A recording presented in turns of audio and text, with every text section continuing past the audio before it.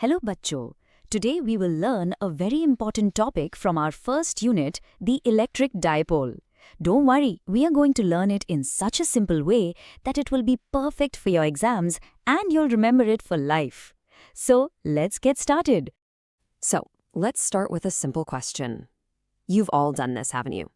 Rubbing a comb on your dry hair, and then, like magic, it picks up little bits of paper. Well, you know, this isn't magic, it's pure physics. And the secret behind it is exactly what we are going to understand today. The secret behind this whole phenomenon is our hero for today, the electric dipole. And you know, the best way to think about it is like a tiny, but very powerful, power couple of charges. It's a fundamental little system that shows up everywhere in nature. Okay, now for the important part. According to our NCERT textbook, this is the exact definition you need to write down in your exams for full marks. An electric dipole is simply a pair of equal and opposite point charges, that is, a plus q and a minus q, that are separated by a small distance, which we call 2a. Simple. To make this even simpler, just get this picture in your head. Think of our power couple as two opposite charges connected by a small, strong rod. One positive on one end, one negative on the other, stuck together with a tiny gap between them. Just hold on to that image, okay? It's going to help a lot. Now, the most important property of this dipole is what we call its dipole moment. We use the letter P for it. It's a vector, which means it has a strength and a direction. It basically tells us how strong the dipole is. And the formula? It's really simple. Just the charge Q multiplied by the distance between them, 2a. Please, bachcho, note this down. This is a very, very important point for your MCQs and one-mark questions.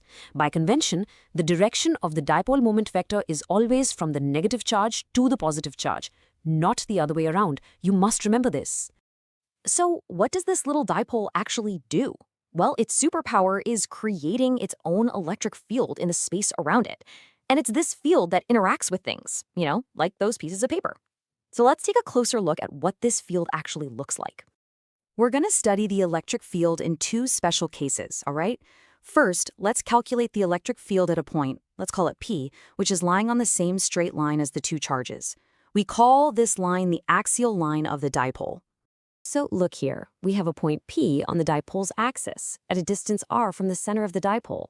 The total field at this point is simply the vector sum of the field from the positive charge and the field from the negative charge. So what we do is we just apply the superposition principle. It's easy. The field from the positive charge pushes away, right? And the field from the negative charge pulls towards it. If you just add these two vectors together, keeping the distances right, the whole derivation is very straightforward. And after a little bit of calculation, and assuming that our point P is very far away compared to the dipole size, which is usually the case, we get this final formula for the axial field. This is very, very important for your numericals, so please memorize it. Notice how the field depends on the dipole moment, P. Okay, now for our second case. This time, we're going to find the field at a point that is on the perpendicular bisector of the dipole. We call this the equatorial plane. Now, in this case, the point P is at the same distance from both plus Q and minus Q. So the strength of the electric fields from both charges is the same. But look at their directions. The vertical components, they cancel each other out. And only the horizontal components, both pointing to the left, add up. And here we have the final result for the equatorial field, again, for a point that is far away. Now, notice two very important things. One, its strength is half of the axial field. And two, see that negative sign? It tells us that the field here is in the opposite direction to the dipole moment vector. Chalo, now let's talk about two very common mistakes that students always make in exams. I call them silent killers because they can make you lose marks so easily. But if you pay attention right now, you can avoid these traps completely. The first trap is the direction of the dipole moment.